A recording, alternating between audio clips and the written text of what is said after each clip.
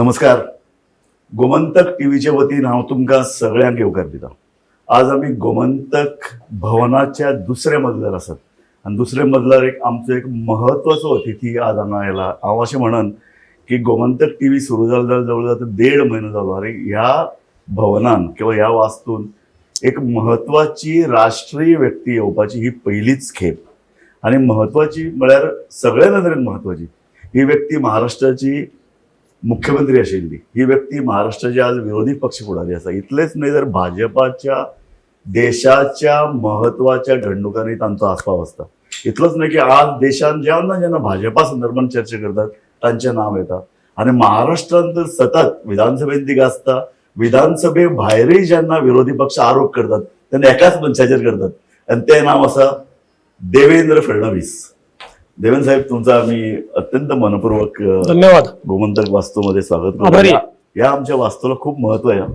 म्हणजे 1963 पासून गोमंतकची सुरुवात गोव्यात झाली आणि या वर्तमानपत्रानं गोव्याच्या राजकीय, सामाजिक आणि सांस्कृतिक क्षेत्रामध्ये भरीव काम केलं. एक काळ असा होता की गोवा तेव्हा नुकताच मुक्त झाला होता.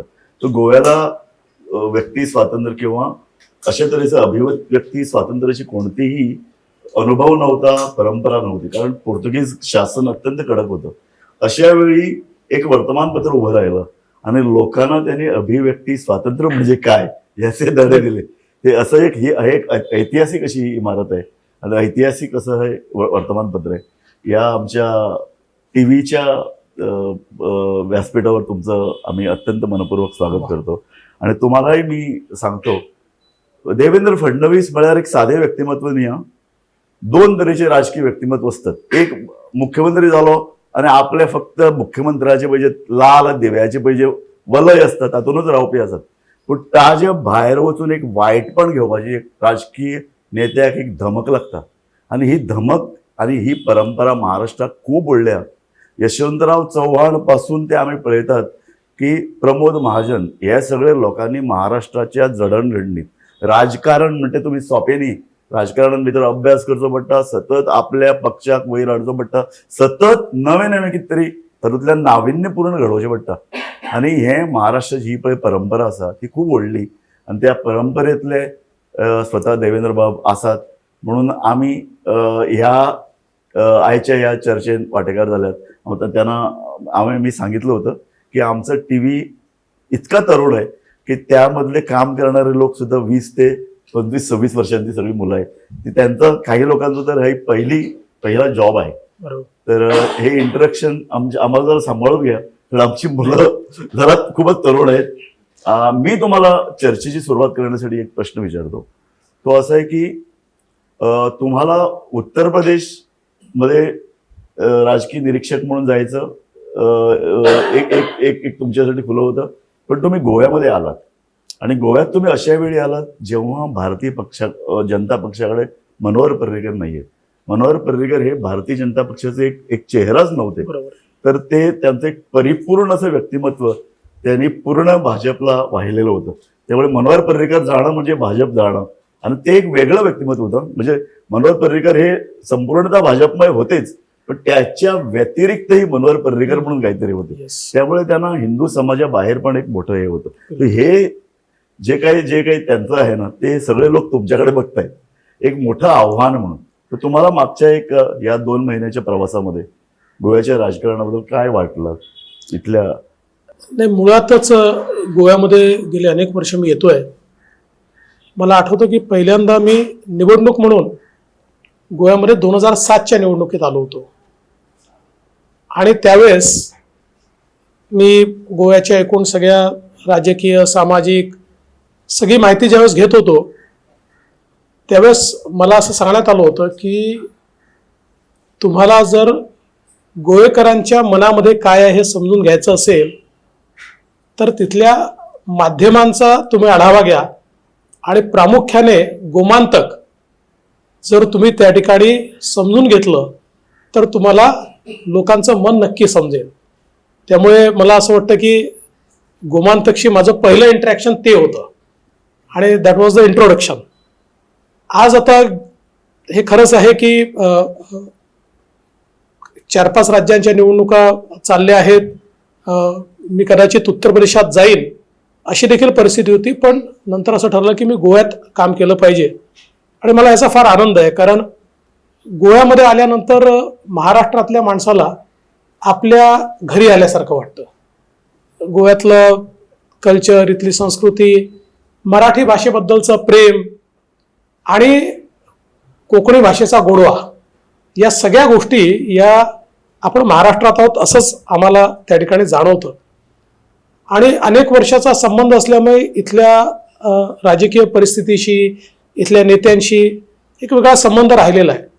त्यामुळे हे खरंच आहे आपण जे म्हणालात की आमच्याही समोर हा प्रश्न होताच की मनोहरभाई नसताना ही पहिली निवडणूक आहे आणि मनोहरभाईंची इतकी सवय भारतीय जनता पक्षाला या ठिकाणी आहे की he was a one man army. त्याच्यामुळे ते आहेत तर काही इकडे तिकडे बघायची आवश्यकता नाही.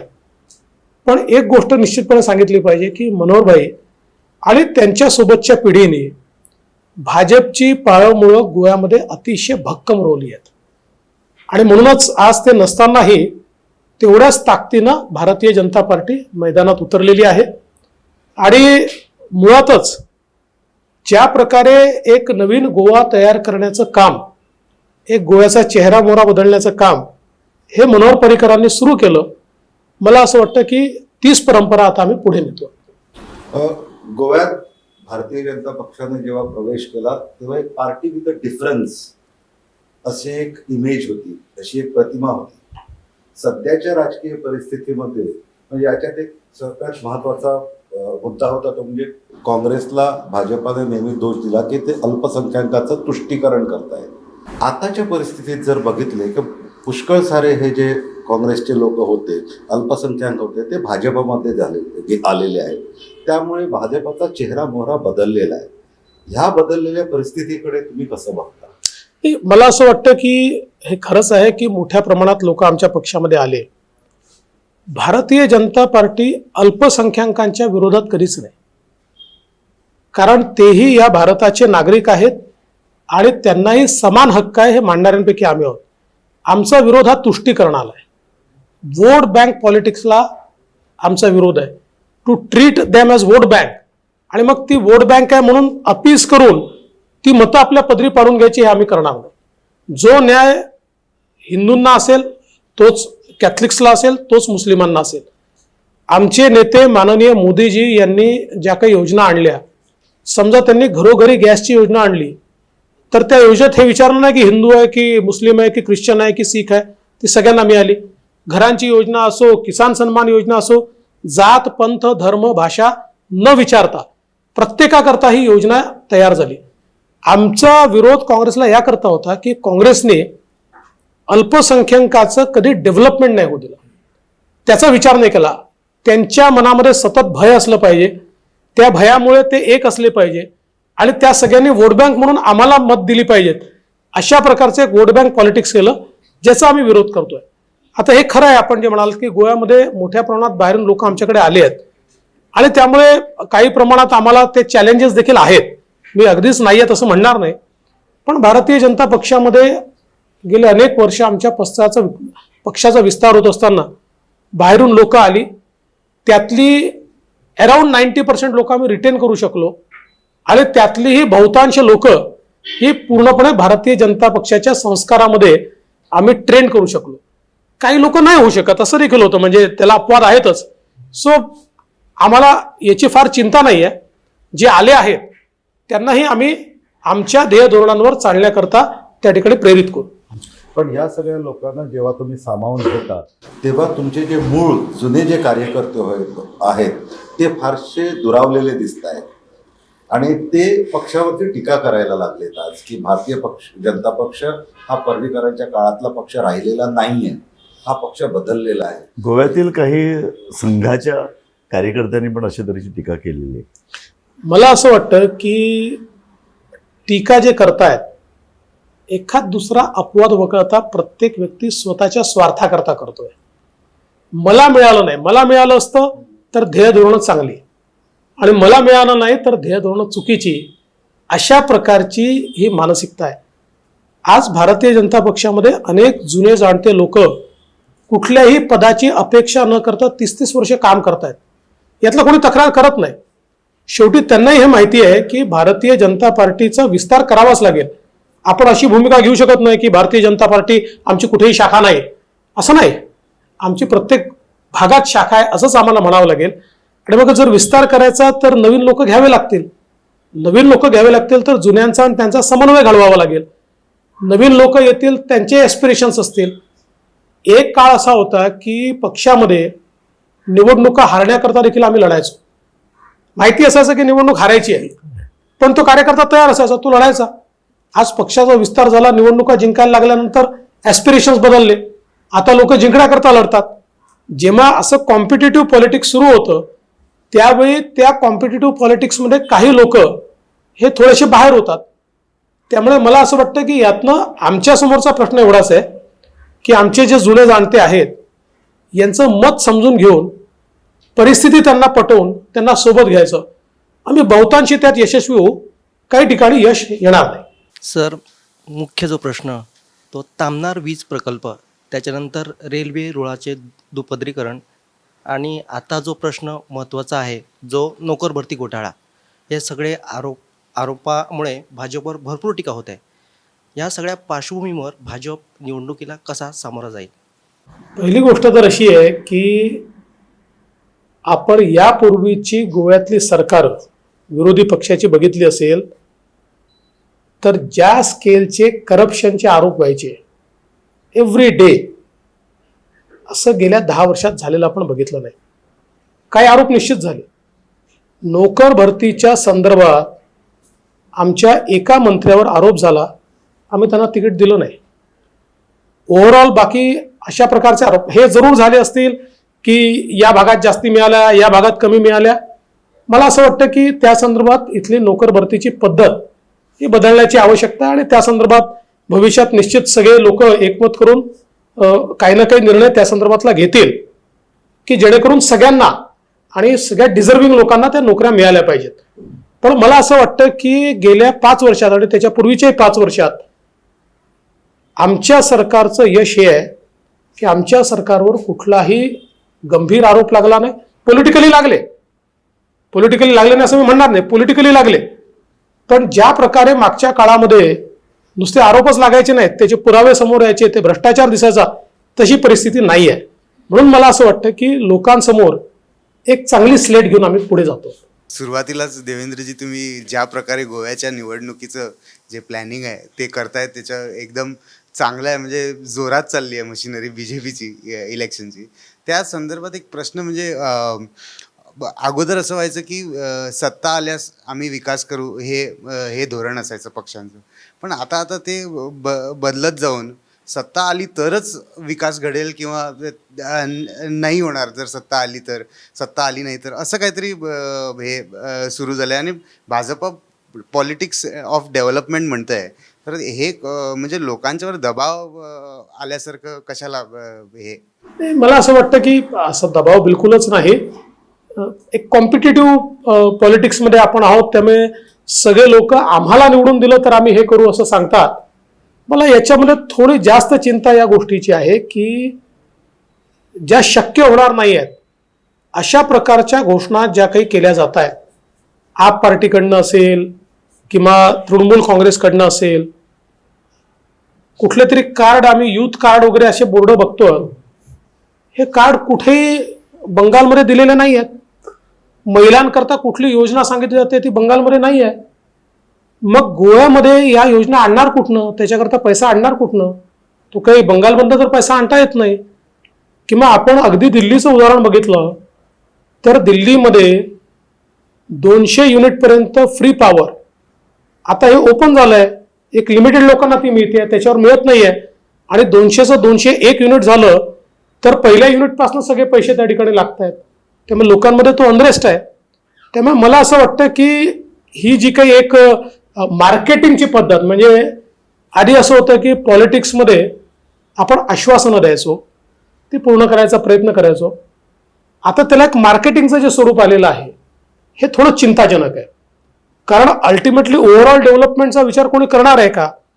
आणि दुसरं, अजूनही आमच्या इलेक्टोरेटमध्ये जो काही थोडासा, म्हणजे our electorate is not at all ignorant, पण बजेटच्या प्रती तेवढीशी माहिती नसल्यामुळे लोकांना राज्याचे फायनान्सेस किती आहे, त्यातले कमिटेड फायनान्सेस किती आहे, त्यातल्या अशा योजनांकरता पैसे किती स्पेअर होऊ शकतात याची माहिती नाही आहे. आणि ती माहिती नसल्यामुळे ज्याला जी वाटेल ती तो घोषणा करतोय. आणि लोकांना जणू काही तर पक्षांनी प्लॅस्टिकचे कार्ड छापले आपल्या त्या क्रेडिट कार्ड सारखे आणि ते वाटून राहिले आहेत लोकांना. जणू काही इलेक्शन झाल्यावर किती स्वाईप केल्यावर पैसे मिळणार आहेत. तर दिस इज ॲब्सोल्युटली बॅड पॉलिटिक्स. म्हणजे हे जे काही विशेषतः तरुणाईला निराशेकडे नेले, कारण अशी लोक ही पुढे ही करू शकणार नाहीत. आणि ॲस्पिरेशन्स उभं करणं चांगलं आहे, society has to be aspirational, पण चुकीच्या गोष्टीवर जर ॲस्पिरेशनल सोसायटी उभी राहिली तर त्यातनं एक नैराश्य तयार होतं. सो मला असं वाटतं की कुठेतरी कुठल्या तरी फोरमवर पक्षांनी दिलेली आश्वासनं आहेत ती पूर्ण करण्याकरता गोव्यामध्ये काय फायनान्शियल स्थिती आणि तुम्ही हे पैसे कुठनं आणणार आहे हे देखील विचारलं पाहिजे. तर एक मुद्दा असा होता की आता जवळजवळ अनेक ठिकाणी भाजपनं जे काही बंडखोरी होती ती रोखण्यासाठी खूप प्रयत्न केलेत आणि त्याला यशही आलेलं आहे. मात्र अजून अशा 5 जागा आहेत की ज्या 5 जागांवरती तुम्हाला काम करणं गरजेचं आहे. 2 दिवस तुमच्या हातात आहेत.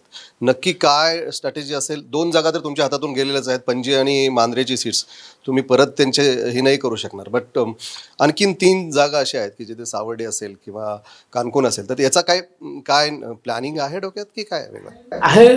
असं आहे की प्रयत्न शेवटच्या क्षणापर्यंत करायचे असतात आणि ते आम्ही करतच राहू. परंतु शेवटी अलीकडच्या काळामध्ये कोणालाच मागे यायचं नाही अशा प्रकारची परिस्थिती आपल्याला पाहायला मिळते आणि सगळ्याच पक्षांमध्ये पाहायला मिळते. स्टील मला असं वाटतं की काही मेजर लोकांना आम्ही समजवलं आणि त्यांनी ते मान्य केलंय, पण आम्ही शेवटच्या क्षणापर्यंत प्रयत्न नक्कीच करू. विधानसभा वेचणुकीत जर भाजप सरकार सत्तेवर आलं तर तुमचं गोव्यासाठी विजन काय असेल? म्हणजे विजन डॉक्युमेंट तयार केलं आहे? आमचं विजन डॉक्युमेंट तयार झालेलं आहे आणि लवकरच आमचे राष्ट्रीय नेते श्री नितीनजी गडकरी यांच्या हस्ते आम्ही ते डॉक्युमेंट अनवील देखील करू आणि एक प्रोग्रेसिव्ह गोव्याचा रोड मॅप. याच्यामध्ये काय आहे की जे निवडून येणार नसतात ना ते सांगू शकतात की निवडून आलो की तुम्हाला ताजमहाल बांधून देऊ. आम्ही हे सांगू नाही शकत कारण आम्ही निवडून आल्यानंतर आम्हाला लोकांना उत्तर द्यायची आहे. सो एक व्हेरी रिअलिस्टिक अशा प्रकारचं विजन हे आमच्या विजन डॉक्युमेंटच्या माध्यमातून आपल्याला पाहायला मिळेल. एक प्रोग्रेसिव्ह गोवा आम्ही तयार करण्याचा प्रयत्न करू. डबल ट्रॅकिंग आणि कोल ट्रान्सपोर्टेशन आहे, ह्यावर तुमची काय भूमिका राहणार आहे? कारण पर्रीकर म्हणाले होते की याला परवानगी देणार नाही, पण सध्याच्या सरकारने त्याला परवानगी दिली आहे. यावर तुमची काय भूमिका राहील? नाही, पर्रीकरांनी त्या काळामध्ये जे सांगितलं होतं त्याच्यावरच आम्ही चालतो. त्यांनी सरसकट हे अमान्य केलं नव्हतं. त्यांनी त्यातले काय हॅझार्ड्स आहेत ते कसे दूर केले पाहिजेत हे सांगत होतं. पर्रीकरजी एक असं व्यक्तिमत्व होतं की हे सगळ्यात प्रोग्रेसिव्ह व्यक्तिमत्व होतं. त्यांनी कधी विरोधाला विरोध केला नाही, ते सरकारमध्ये असो की विरोधी पक्षात असो. पण एन्व्हायरमेंटच्या संदर्भात त्यांची ठाम मतं होती आणि त्याचसोबत एन्व्हायरमेंटचा बागुलबुवा तयार करणारे जे लोक आहेत त्यांच्याही विरोधात त्यांची ठाम मतं होती. आणि मला असं वाटतं की आमचं सरकार त्यांनी जी दिशा दाखवली आहे त्या दिशेनेच जाणार. पर्रीकर म्हणजे पर्रीकरांचे मुलगा जो आता इलेक्शनला थांबलाय ना, तर उत्पल पर्रीकर आणि पार्सेकर यांची नाराजगी दूर करण्यात भाजपचं अपयश आलं असं समजायचं का मी? बघा, आता तरी असंच वाटतंय की अपयश आलं. प्रयत्न आम्ही खूप केला. असं आहे की उत्पल पर्रीकर यांना भारतीय जनता पक्षाने 2 मतदारसंघांची ऑफर दिली होती. पणजीच्या संदर्भात आम्ही त्यांना सांगितलं की आत्ता इथे सिटिंग उमेदवार आहेत, आमदार आहेत, तुम्हाला आत्ता ही 2 मतदारसंघ आहेत, त्यातला एक मतदारसंघ हा तर पारंपरिक भाजपचा निवडून येणारा मतदारसंघ आहे, तुम्ही इथे निवडून या आणि 5 वर्षांनी आम्ही तुम्हाला आजच सांगतो की तुम्हाला आम्ही पणजीमध्ये अकोमोडेट करू आणि जे आताचे उमेदवार आहेत त्यांना आम्ही तुमच्या समोर सांगू आणि ते मान्य करतील की 5 वर्षांनी तुम्ही पणजीला या. पण त्यांचा आग्रह होता की मला आजच पणजी पाहिजे. आता पक्षामध्ये शेवटी असा आग्रह देखील करता येत नाही. शेवटी हा राष्ट्रीय पक्ष आहे, मी म्हणेन तीच दिशा असं इथे करता येत नाही. आम्हाला याचं खूप दुःख आहे की उत्पलसारखा एक तरुण कार्यकर्ता आणि आमच्या मनोहरबाईंच्या परिवारातला एक परिवारजन हा आमच्यापासून दूर गेलाय. पण मला असं वाटतं की शेवटी पक्ष चालवत असताना कधीतरी कठोर निर्णय घ्यावे लागतात. आणि म्हणून मी वारंवार हे सांगितलं, जे लोक म्हणतायत की उत्पल पर्रीकरांना आम्ही तिकीट नाकारलं नव्हे, आम्ही उत्पल पर्रीकरांना तिकीट देण्याकरता ऑफर दिली, त्यांनी ती नाकारली आणि त्यांनी हा निर्णय केला की नाही मला इथेच उभं राहायचं आहे. पार्सेकर सरांच्या संदर्भात तर मला अधिक दुःख वाटतं, कारण पार्सेकर सरांना भारतीय जनता पक्षाने खूप पदं दिली, त्यांनीही भाजपकरता चांगलं काम केलं. सुरुवातीला मनोहरभाई असतील, श्रीपाद भाऊ असतील आणि पार्सेकर सर असतील, असे एक मुळात भाजप उभी करणारी ही मंडळी आहेत. आणि म्हणूनच पार्सेकर सरांना तर आपल्याला माहिती आहे की प्रदेशाचा अध्यक्ष, मंत्री, मुख्यमंत्री सगळी पदं त्या ठिकाणी त्यांना दिली. मागच्या निवडणुकीमध्ये दुर्दैवाने मुख्यमंत्री असताना देखील त्यांना पराजय स्वीकारावा लागला आणि त्यानंतर तिथली सगळी परिस्थिती बदलली. बदललेल्या परिस्थितीमध्ये पार्सेकरांसारखा ज्यांनी पक्षाकरता एकेकाळी खस्ता खाल्ल्या आहेत अशा व्यक्तीला वाऱ्यावर सोडणं योग्य नाही. म्हणून आमच्या राष्ट्रीय अध्यक्षांनी आणि माननीय अमितभाईंनी, आमच्या संघटन मंत्र्यांनी माझ्यासमोर त्यांना पाचारण केलं, त्यांच्याशी चर्चा केली आणि त्यांना सांगितलं की पार्सेकर सर, इथली राजकीय परिस्थिती अशी आहे की ज्याच्यामध्ये आता तुम्ही न लढलेलं योग्य राहील, परंतु तुमच्यासारखा व्यक्ती हा पक्षाचा मोठा व्यक्ती आहे, पक्षात तुम्ही अनेक वर्ष काम केलंय, त्यामुळे तुम्हाला वेगळी कुठली जबाबदारी तुम्ही सांगा. ती जबाबदारी भारतीय जनता पक्षामध्ये केंद्रात पाहिजे असेल, राज्यात पाहिजे असेल, अजून कुठल्या सिस्टीममध्ये पाहिजे असेल तर ती आम्ही देऊ. We want to respect you. परंतु पार्सेकर सरांनी सांगितलं की नाही, मला तिथेच लढायची आहे, निवडणूकच लढायची आहे. आता जसं मी सांगितलं की शेवटी पक्षामध्ये एक मर्यादा असते, त्या मर्यादेच्या पलीकडे जाऊन we cannot even appease our own people because that also sets a bad president. आणि म्हणून आता तुम्ही हे म्हणू शकता की या दोघांना समजवण्यात आत्ता तरी आम्हाला अपयश आलं आहे. देवेंजी, हा टीव्ही असल्यामुळे आम्हाला थोडा एक ब्रेक घ्यावा लागतो. हो, जरूर. आम्ही ही एक महत्वाची आणि इंटरेस्टिंग चर्चा करतात देवेंद्रजी फडणवीस यांच्याकडे, आणि ते दिलखुलास व्यक्त करतात. जे जे प्रश्न आमचे तरुण पत्रकारांनी विचारल्यात तातूंतले कांय कठीणय आशिल्ले, पूण ताणें सामके मनांतल्यान जापो दिल्यात. पूण आतां खंयच वचूं नाकात, एक थोडोसो आमी ल्हानसो ब्रेक घेतात, एक ल्हानसो विसव, आणि तो आनी मी रोखडेच परत येतले. पळयत रावात गोमंतक टीव्ही.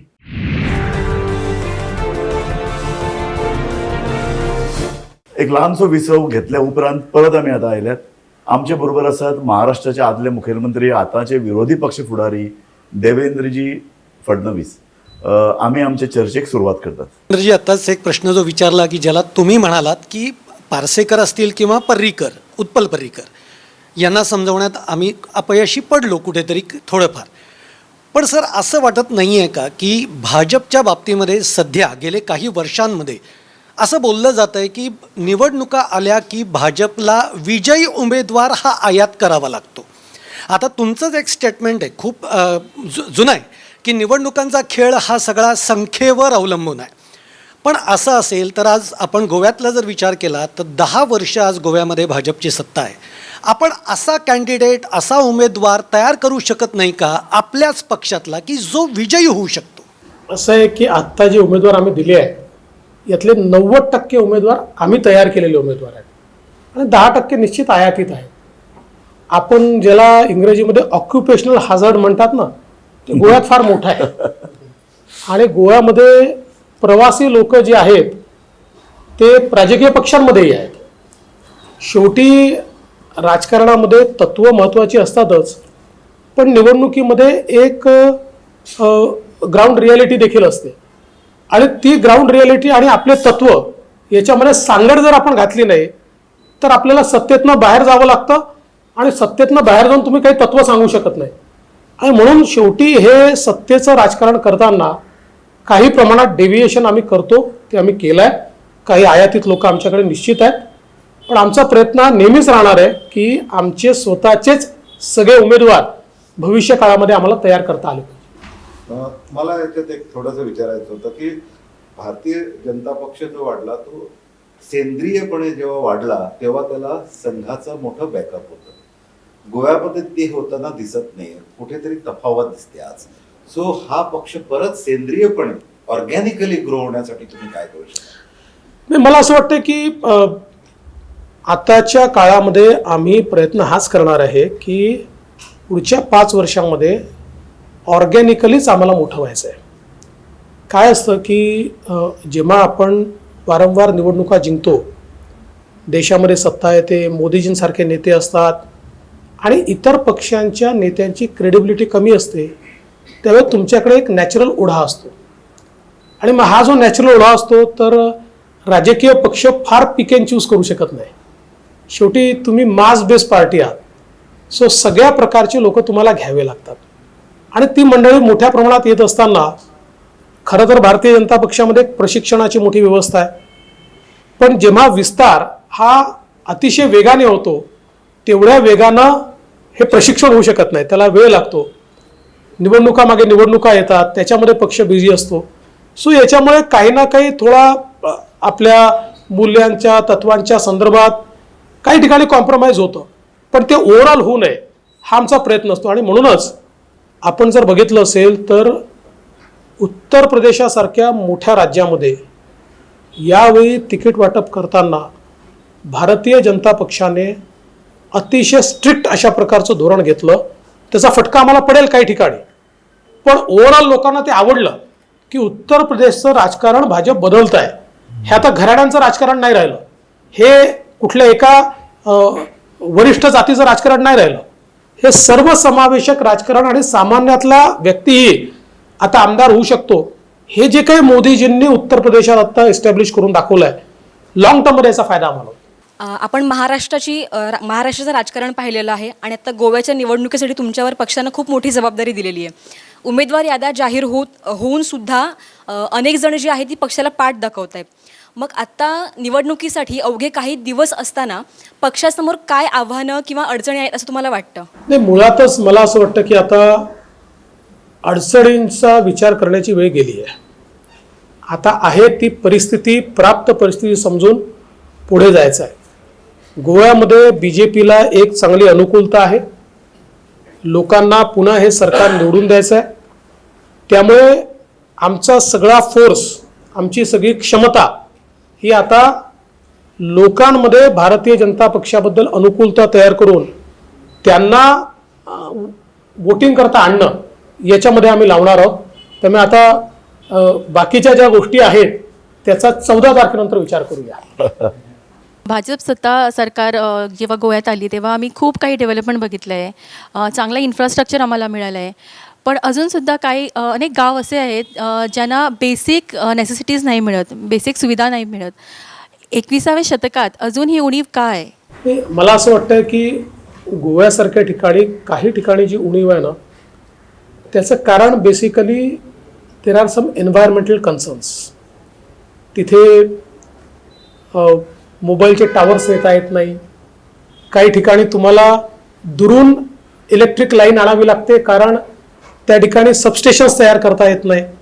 आता गोव्यामध्ये अनइंटरप्टेड पॉवर करता एक काम सुरू झालं, 4 वर्ष झाले ते काम चाललंय, पण आता ते नॅशनल ग्रीन ट्रिब्युनलपर्यंत गेला. सो म्हणजे मी काही ॲक्टिव्हिस्टच्या विरोधात नाही, त्यांचाही विचार हा गोव्याच्या बद्दलच असेल असं आपण बघू. पण हे जे काही हॅझार्ड आहेत, हे या हॅझार्ड्समुळे म्हणजे इट इज नॉट द केस की गोव्याचं रिसोर्सेस नाही म्हणून एखादं गाव मागे राहत आहे. इथली सगळी एन्व्हायरमेंटची जी काही ॲक्टिव्हिजम आहे, या ॲक्टिव्हिजममुळे कामं होण्याकरता थोडा वेळ लागतो. काही वेळा चालू असलेलं काम हे बदलावं लागतं, कारण ग्रीन ट्रायब्युनल असेल, कोर्ट असेल, ते एक प्रकारचं त्याच्यामध्ये निर्णय देतात.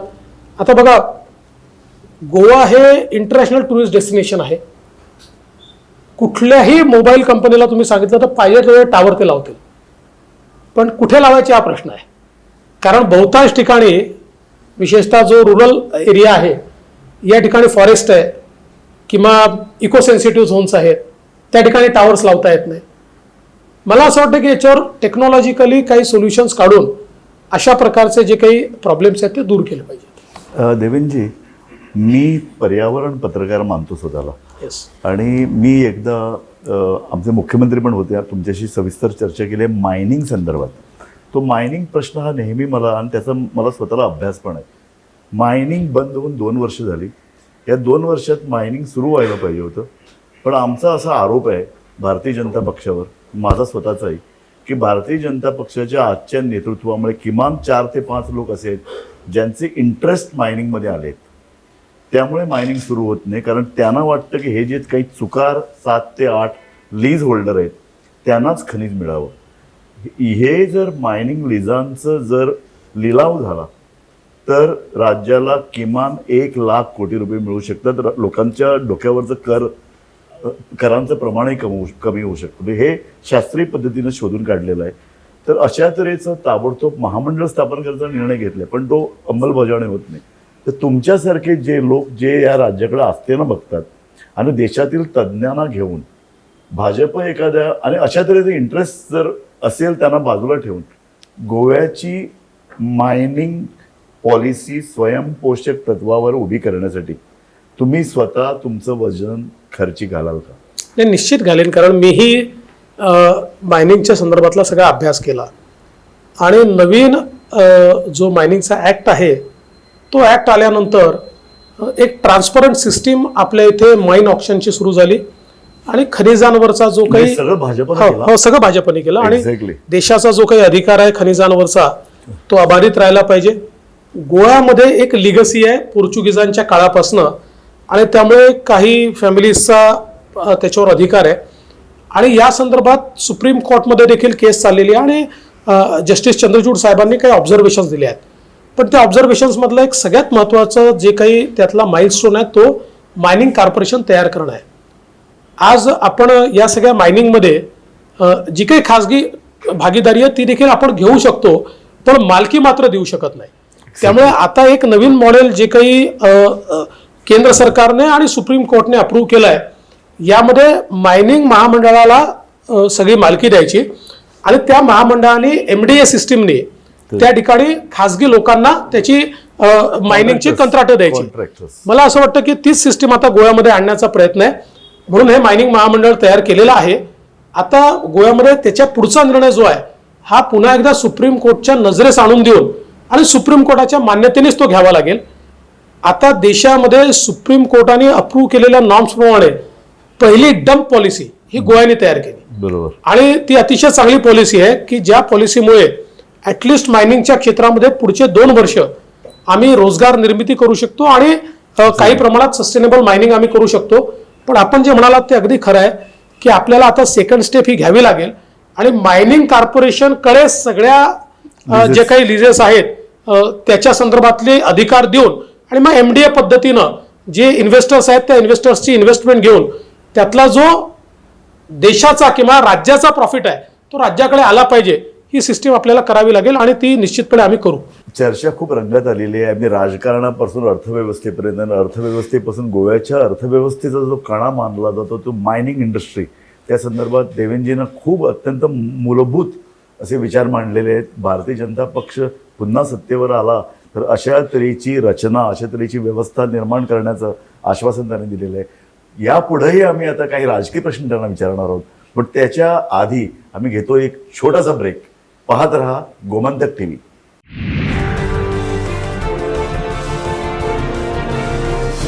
गोमंतक भवनमध्ये आम्ही चर्चा करतोय देवेंद्रजी फडणवीस यांच्याकडं. राजकीय प्रश्नाबरोबर वेगवेगळ्या प्रश्नाचा आलेख आम्ही इथं घेतलाय आणि त्याने आम्हाला अत्यंत मनमोकळी चर्चा करू दिलेली आहे. आता आम्ही पुढच्या प्रश्नाकडे वळतो. 2012च्या काळात काँग्रेसचं सरकार होतं, म्हणजे 7 ते 12. त्यावेळी त्यांनी घराणेशाही केली होती आणि गोव्याच्या जनतेने त्यांना घरी पाठवलं होतं. आता असं बघायला भेटतं की भाजपाच्या सरकारमध्ये एका घराण्यामध्ये 2 जणांना तिकीट देतात. आता जनतेचा काय विचार असणार, घरी पाठवणार की आपल्याला इलेक्ट करून देणार? मला असं वाटतं की भाजपला घराणेशाही मान्य नाही. आत्ता जी काही तिकीटं आम्ही दिलेली आहेत दॅट इज अ कॉम्प्रोमाइज. आणि ते कॉम्प्रोमाइज कसं आहे की साधारण 2014 नंतर BJPने हा निर्णय केला की एका घरात तिकीटं द्यायची नाहीत 2. पण त्याच्यापूर्वी म्हणजे लोक ज्यावेळेस आमच्याकडे आले त्यावेळेस जर ते निवडून आलेले असतील तर आम्ही तेवढं कॉम्प्रोमाइज करतो. त्यामुळे बाबूश आणि जेनिफर असतील तर दोघेही आधी निवडून आलेले होते. विश्वजितही आमच्याकडे निवडून आले. तिची जी दुसरी सीट आहे म्हणजे माननीय प्रतापसिंग राणेजींची, त्या जागेच्या संदर्भात आपल्याला मी अनेक वेळा हे सांगितलेलं आहे आणि एका ज्येष्ठ नेत्याबद्दल आता मला जास्त बोलणं हे देखील योग्य नाही.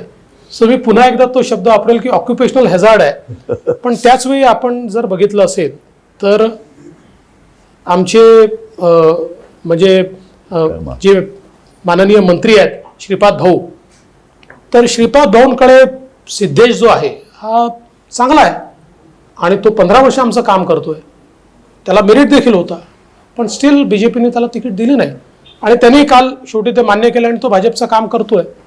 सो ॲटलिस्ट ऑर्गॅनिकली जे आमचे लोक आहेत त्यांच्यापुरतं तर आम्ही नियम हा कायमच ठेवलेला आहे.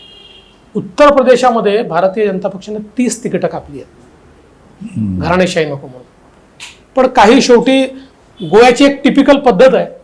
गोव्यामध्ये तर म्हणजे सगळे जे काही राजकारणी आहेत त्या राजकारण्यांचा बस चालला तर एका घरातले 40 लोक येऊ शकतात. पण आता इट्स अ लिगसी, म्हणजे ते काही आम्ही एका दिवसात ते काही बदलू शकतो असं नाही आहे. सो मला असं वाटतं की पण आम्ही निर्णयावर ठाम आहोत. So I just want to take you back in 2017 when you released the manifesto. BJP has had two major focus on job creation and casino. In last 5 years, Goa has like third highest unemployment rate, whereas casinos are still there on Mandovi. What do you have to say about that? And how much importance are you going to give to environmental issues in this coming manifesto? See, first thing about jobs. If you look at the data which is recently released by the central government, Goa has fared very well in terms of creating jobs. Now in Goa, the youth wants government jobs, that is a different thing. But in the private sector, in job creation, Goa has been a front runner. And so far as casinos are concerned, see, ultimately you have to run a government. You require finances. Had it been the case that the mining revenue is coming to the government, I think we would have totally stopped the casinos. But right now, that's not the case. The mining revenue is no more coming. And at this juncture, if all the casinos are actually shut down, then from where are we going to get the revenue? So I think we are not with the casinos. We don't want casino culture, but right now, as a part of our revenues, we require the revenue coming from the casinos, and that is why I think it's a sort of compromise. Sir, खूप दिवसापासून तुम्ही गोव्यात आहात. तुमचा काय अंदाज आहे किती सीट भाजपला मिळतील आणि जर सीट कमी आल्या तर तुम्ही युती कोणासोबत करणार? कमी येणारच नाही आहेत, युतीचा प्रश्नच नाही आहे. BJPला पूर्ण या ठिकाणी बहुमत मिळणार. BJPला पूर्ण बहुमत मिळणार ह्या नोटाचेर आम्ही हांगा म्हाका दिसता ही चर्चा हांगा सोंपोवया. देवेंद्रजी आमचे बरोबर आयले, मन मेकळेपणान ताणें आमच्या सगळ्या प्रश्नांच्यो जापो दिल्यो. हातूंत राजकीय प्रश्न आशिल्ले, समाजीक प्रश्न आशिल्ले, गोंयच्या अर्थकारणाचे प्रश्न आशिल्ले, गोंयच्या एम्प्लॉयमेंटा विशीं प्रश्न आशिल्ले आनी सगळ्यात म्हत्वाचे म्हळ्यार कोणाची सत्ता येतली हाचेरूय प्रश्न आशिल्ले. तांणी बरे तरेन सोंपयलो की गेल्या फावट सारके कमी आमदार येवन तांकां भायले आमदार घेवचे पडचे ना, पूण ह्या फावट तांची नक्की सत्ता येतली आणि भारतीय जनता पक्ष ह्या वेंचणुकेंत परतून निवडून येतलो. तुम्ही आमचे बरोबर आयले, आमच्याशी मनमोकळेपणानं चर्चा केली, आमच्या सगळ्या स्टाफची तुम्ही समर्पक उत्तरं दिलीत. कारण जे सांगितल्याप्रमाणे हा सगळा जो नवीन जो आहे लोक नवीन आहेत, सगळे यंग वोटर्स आहेत. It's a representation of new India. तुम्ही समर्पक तुम्ही खूपच मनमोकळे बोलता. थँक्यू. तुम्हाला आभार मानतो आणि आपण इथं ही चर्चा संपूया. पण तुम्ही कुठेच जाऊ नका, पाहत राहा Gomantak TV. Yes, thank you. Thank you.